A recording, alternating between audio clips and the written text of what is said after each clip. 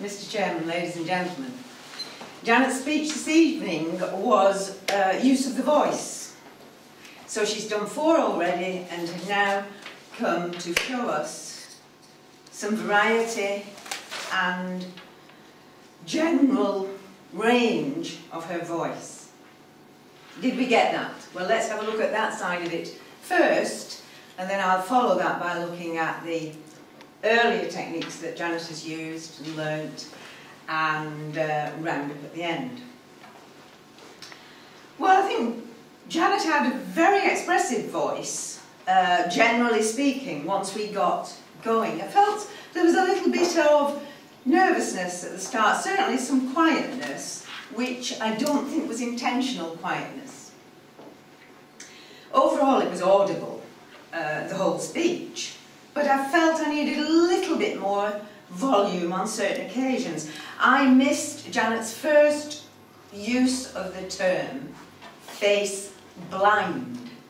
I heard face blind, and it was only the second time of using it that I realised what she had said.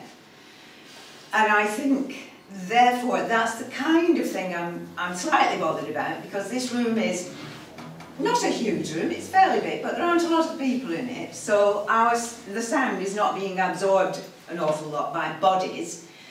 If there were more people, I think more of what Janet was saying would have been lost. So I think a little bit more volume is going to have to be aimed for. Certainly, as I say, at that early part, which seemed to be a little bit of nervousness. There were some good uses of voice. There was a different accent for the actor, and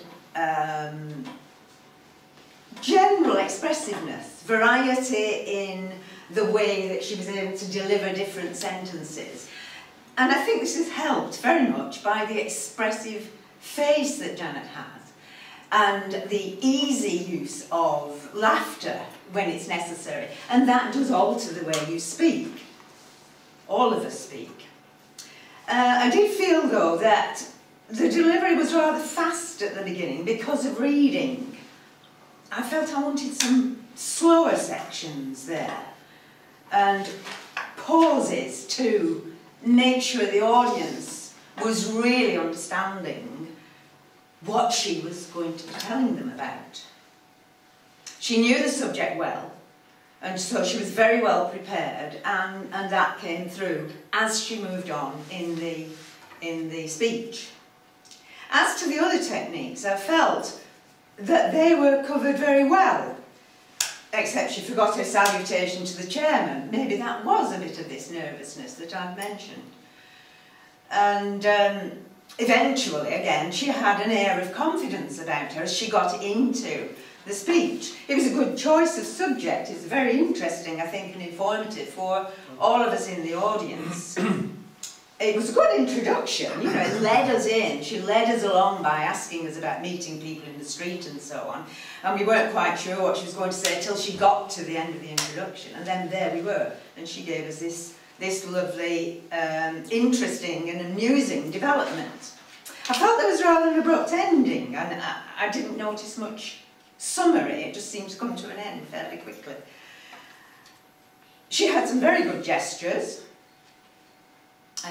Started with the hand motion, which was a bit small here for people speaking in the street. But the papers for Fred and Joe were excellent.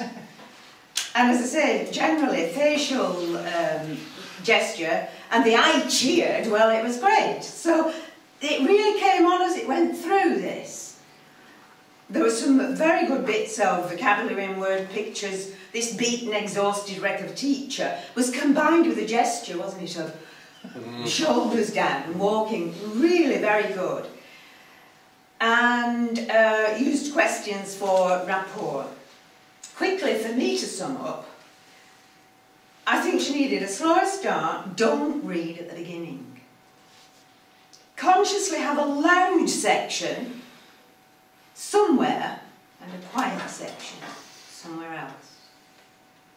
If you have to write your speech, and I know this is about use of notes, just do it with bullet points. Because once you've written it down, For a start, it's a long sentence, and you tend to read it. Do bullet points as if it's a topic. You can do topics. So, I actually would ask Janet to repeat this, trying to project her voice more and give us that variety in range.